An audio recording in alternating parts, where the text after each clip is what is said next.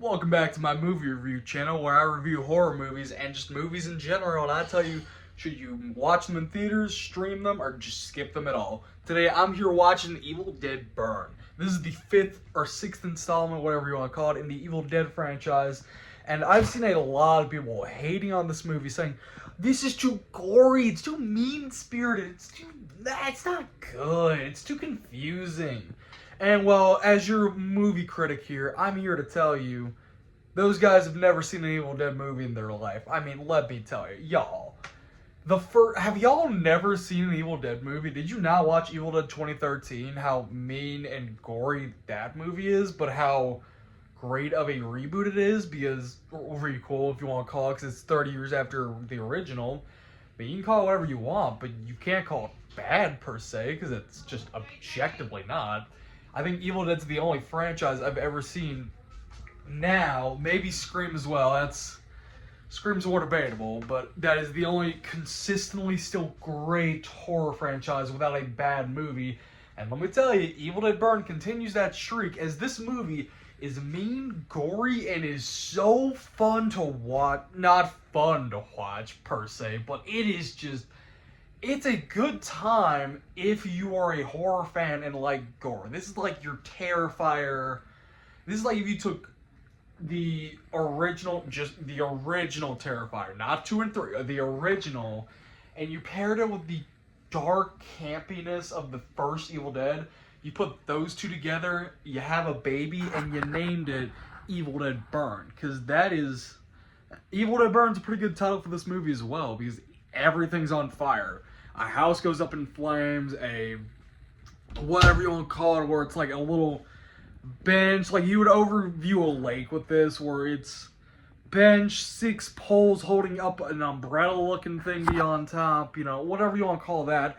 And it looks really cool. The director of this, Sebastian Yatra, I believe is his name, correct me if I butchered his name, sorry, does a great job making a lot of these shots feel like this was a Sam Raimi movie, which he did end up producing it, so yeah, there's some elements there. But I love the constant, like, overview shots, like, going above and showing this cool shot, or, like, the camera spinning around, or the camera going from... There's a scene where they're driving, Edgar's is the character's name, that, like, they're driving him to, I'm presuming, a hospital, because, spoiler alert, Edgar becomes the first Deadite, and dude, he is the creepiest and scariest one. I'm not even gonna lie, he is scary as hell to watch, dude. I gotta tell you.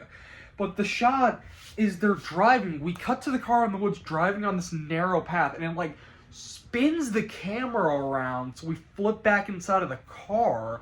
It looks really cool, and you're watching this as the last scene right before this is literally this super dark dinner scene where they're like starting to argue, and then Edgar just flat out kills their dog. Like, just in a sudden hurry, just starts stabbing their dog, dude. It's insane. It's dark, but this is what I'm talking about with the darkness of the movie. This is not your, like, lighthearted Army of Darkness, Evil Dead 2, even the first one. Like, this is not campy. This is mean-spirited, dark, and hard to watch if you are a newbie to the genre.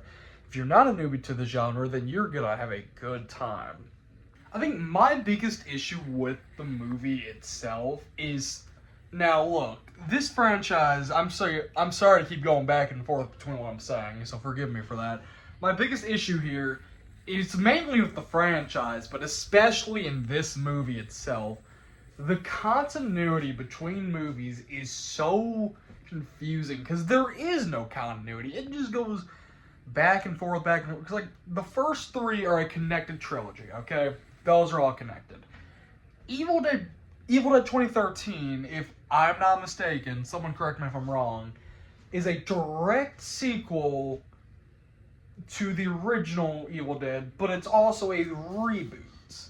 So that's connected. Rise, I think, is its own thing, and then I think Burn... No, I can confirm. Burn is connected to Rise, but to the connection, it doesn't feel like when you're watching Burn, this is connected to Rise in any bit, way, shape, or form. It doesn't. And then you watch the two post-credit scenes, and you're like, oh no, it is connected. I see how now. But my biggest thing is the continuity in this movie especially is so confusing. There are a good 3 or 4 plot holes I can name real quick that just don't make sense. You know, I will actually. The first one, spoilers by the way, I would stop now if you've not seen the movie, but listen to me if you want. The literal first scene of the movie is this doofus named Joe, weak, pathetic man, by the way. It's like we've been getting all year. He is a, Evil Dead fan, not an Evil Dead fan, but his grandpa, went around, killing Deadites and whatnot. It's supposed to be a nice gimmick of, oh, wait, is his grandpa Ash Williams?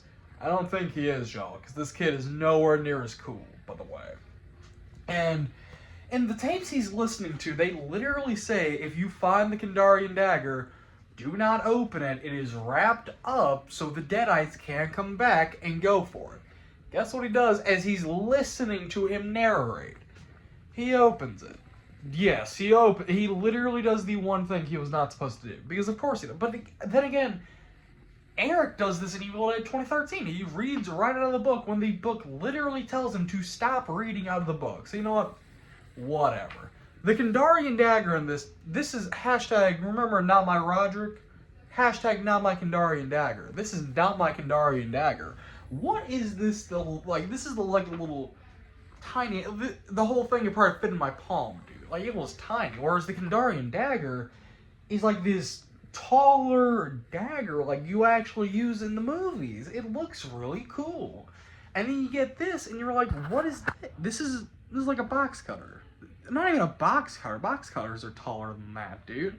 It's tiny and it doesn't look that great. And then the biggest plot point I have is, spoiler alert, this character named Will dies in a great scene. It's awful death. The Deadites flip his car over after he hits one of them and torture him as his car's upside down. He's stuck by lighting him in the car on, not lighting him on fire. They light the car on fire and ignite him up in flames. It is a great dark scene right after the even just as great interest scene kills, because those are also great. But it's horrifying. But he comes back at the end of the movie at the literally as the house is burning. Keep in mind, it's burning. The Deadites are on fire. Everyone's dead. Everyone's dead. And then suddenly, here comes Edgar in a Terminator style. I'm back. I'm gonna kill. Yeah. And he's just suddenly back as a skelly, going after our main character, Alice. Which, by the way, Alice, she's great, dude. She is great in this movie. Overall, before I go, I also want to say, shout out to the guy that plays Edgar. I think he's the best character in the movie. He is creepy and daunting in this role. It is it's hard to watch his character, but if you can manage, and I don't mean that in a bad way, I mean that in the best way possible, because his character is so horrifying and creepy. There's a scene where they're staring out the window and it's just Edgar and the dog just staring back at them, just waving at them. It is horrifying. Overall, I gave this movie a 7.4 out of 10. I really enjoy it, and I think this franchise really has me hyped up for Wrath, because that's going to be a prequel. And I really hope Wrath can continue the storyline of, this is a great franchise, we don't have a bad movie. I hope that continues, because this movie, in the first 10 minutes, had me a little worried. I'm going to warn you. After the intro scene, it's a little worrying, and then you get to the car scene right after, okay, no, we're in good hands, alright? Overall, I would go watch this in theaters with a crowd with your friends, because it is horrifying. But if I'm warning you, spoiler warning, this is a gross and gory movie. Be advised.